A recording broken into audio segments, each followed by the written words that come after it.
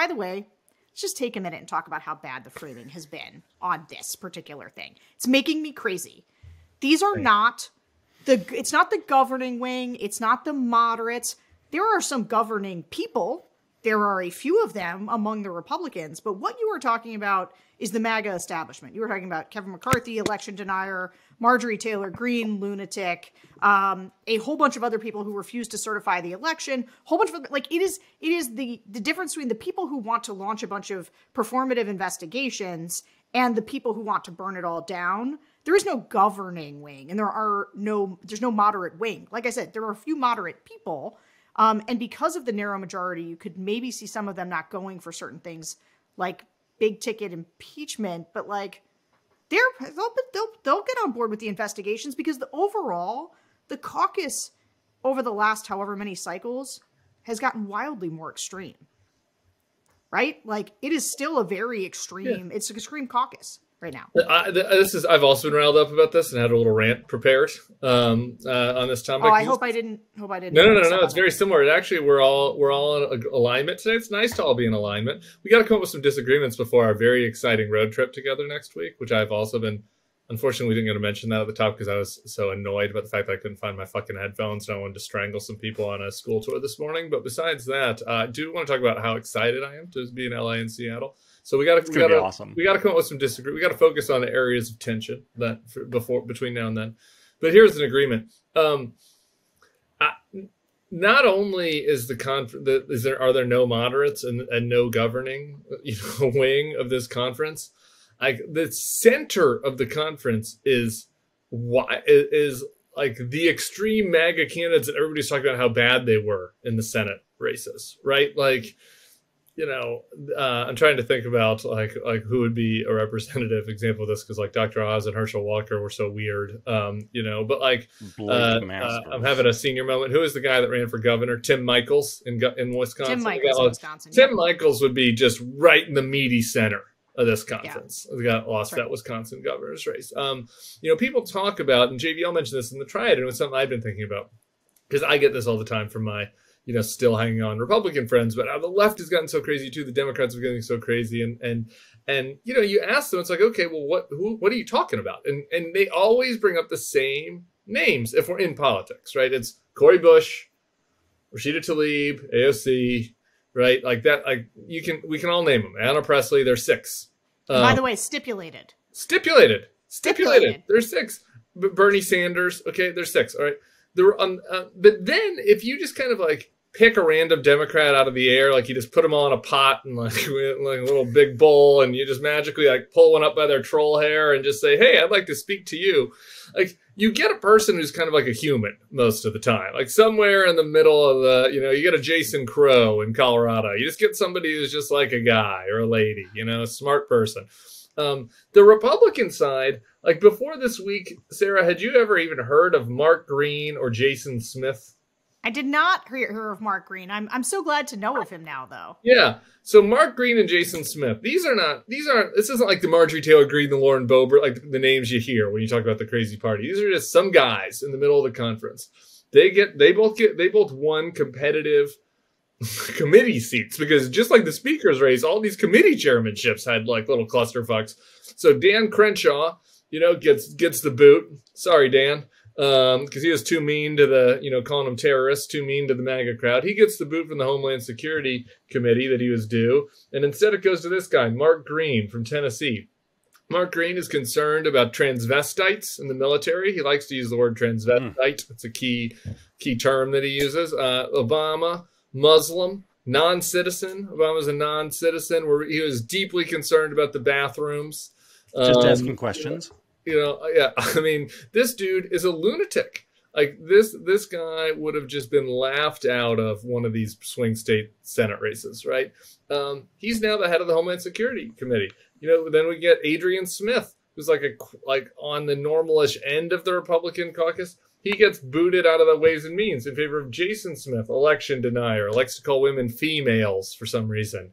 And that's the type of... Probably because he respects them so much. Yeah, voted against the election, right? So this is the Ways and Means chair is someone that voted, and the speaker is someone that voted to overturn the election. Like, that's just the dead center of the conference, is these people that are lunatics.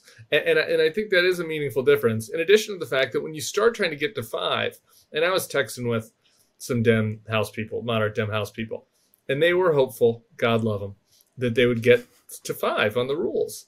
And I was just like, I don't know if are you guys talking to the people on the other side? I was hopeful that they were right and I was wrong, and that there were these secret normies out there who are going to come forward.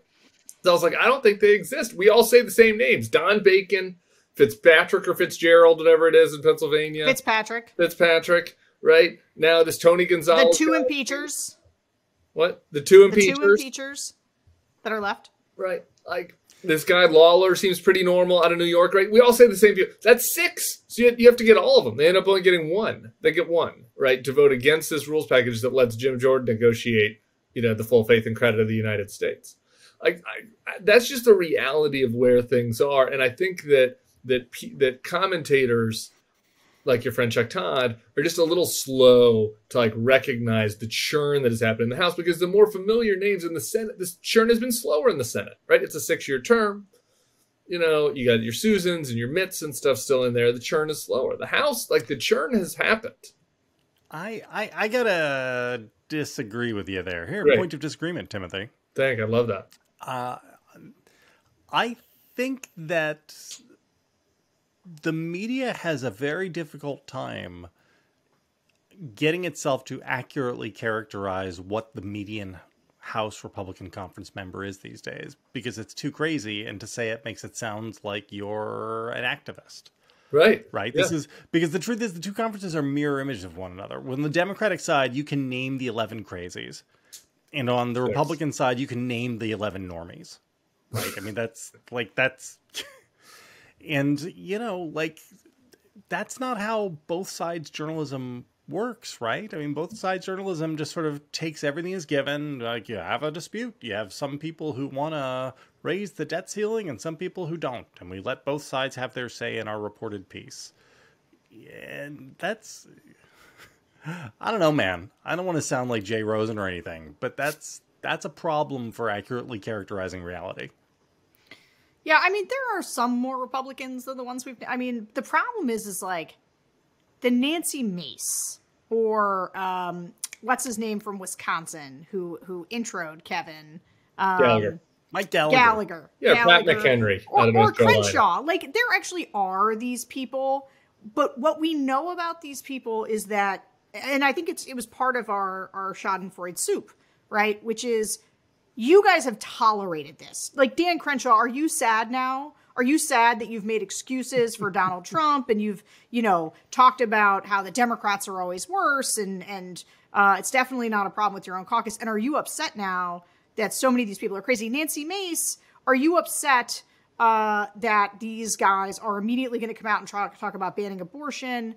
And you, as you say, she had this I was listening to her talk about, she was a victim of sexual assault herself. She wants the exceptions for rape, incest, life of mother, thinks it's crazy. She's like, did you guys not see what happened in the midterms? I'm like, oh, well, don't you sound normal, Nancy Mace? But then I remember that it was so recently that when she took some criticism in her primary, she ran to Trump Tower to take selfie videos in front of Trump Tower, announcing how Donald Trump was the greatest. So we wouldn't be too mad at her. And so they would be normal if the environment allowed them to be normal, but because they're human weather vanes and the wind has been blowing the other direction, they only sound normal sometimes. I agree. And to that extent, there's probably, if you include the secret normals, you can get up to 60. But still, in a 218-person conference, the dead center of it is Jason Smith, who voted against the election. No, I agree with you. I'm not disagreeing. I'm just... Right, no, okay. No, I don't want to overstate it. Yeah, fair. That's a fair. Here's one thing just really quick about the Nancy Maces of the world and how they're in a little bit of a political pickle. In the same way that Biden was. Now, Biden navigated this. But, there was some argument, I think, it turned out to work out for him because Manchin played ball. I think more than people thought. Might not end up working out for Manchin in 2 years.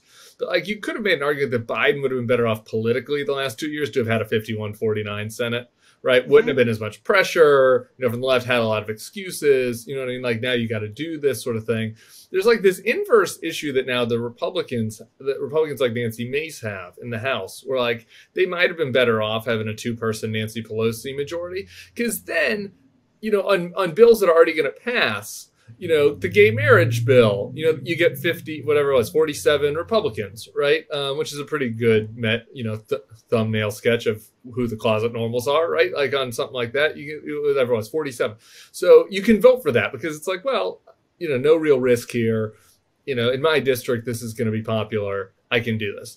All right. Now the problem is you can't do that with Kevin in charge, because Kevin cannot pass a bill that is just Nancy Mace and Dan Crenshaw and the 6 regulars plus 212 Democrats, right? Because now he cut this deal where they'll throw him overboard, right? So now it makes it a lot harder for these people, the Nancy Maces of the world, to like get separation from the crazy caucus. They all have been lockstep with them. Like, in order to get separation now, rather than picking a few friendly issues to side with Democrats on, they have to tell Republicans, no, sorry, I'm going to vote against you on that one. And then you start to, and then you become Dan. You get put in the corner. People don't like you. Fox makes fun of you. You're voting to abstain. You're sad about things. And so I think that they're in a bit of a, there's not going to be a ton of opportunity for those 15 Biden district Republicans to get distance in this next 2 years. Hey, hope you enjoyed that teaser of The Next Level. Click the link down below for the full episode and head on over to the Next Level YouTube page and click that subscribe button.